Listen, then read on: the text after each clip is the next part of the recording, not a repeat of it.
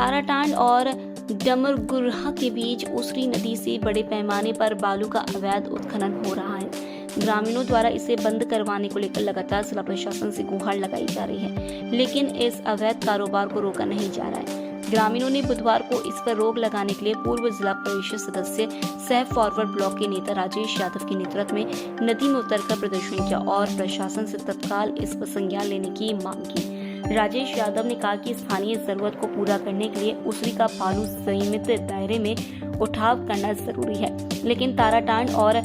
डमरगुर्हा के बीच उसरी नदी से बड़े पैमाने पर बालू का अवैध उत्खनन कर इसे बिहार में ऊंचे दामों पर बेचा जा रहा है। इस कारोबार में बड़े बड़े सफेद पोश लोग जुटे हुए हैं। कहा, ऐसे ही अगर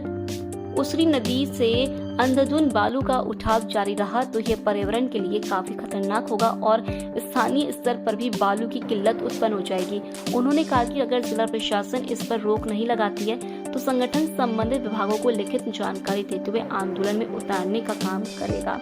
बालू की लूट पर रोक लगाने की मांग करने वालों में मुख्य रूप से भरत दास, रामदेव यादव, सत्येंद्र राणा, रोहित दास, सत्यनारायण राणा, देव कुमार दास, संजय कुमार यादव, सुखदेव कुमार यादव, राजेश राणा, पप्पू राणा, मनोज राणा, विमल राणा, सोमर राणा, विकास यादव सहित अन्य लोग शामिल हैं।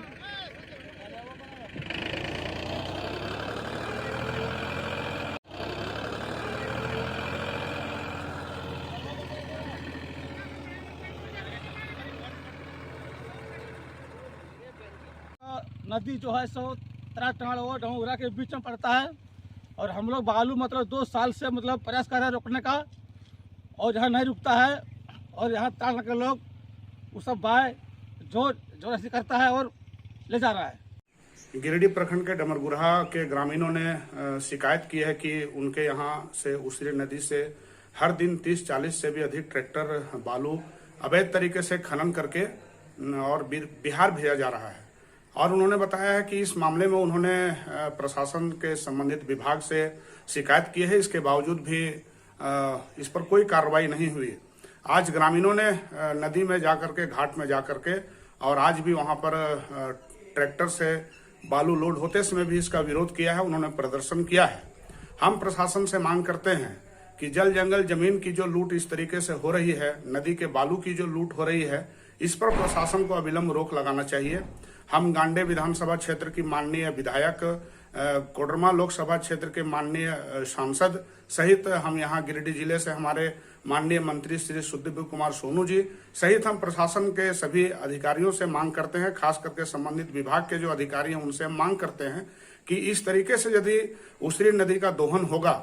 अभी हाल ही में आप लोगों ने देखा कि यहाँ पर उसरी बचाओ अभियान का भी एक सराहनीय मुहिम चला, लेकिन हमने उस समय भी कहा था कि उसरी नदी को यदि बचाना है तो उसरी नदी का जो गलत तरीके से दोहन हो रहा है, बालू एक जरूरत है, ये बात सही है, लेकिन बालू का स्थानीय जरूरतों के अनुसार और एक सीमित दायरे में उसका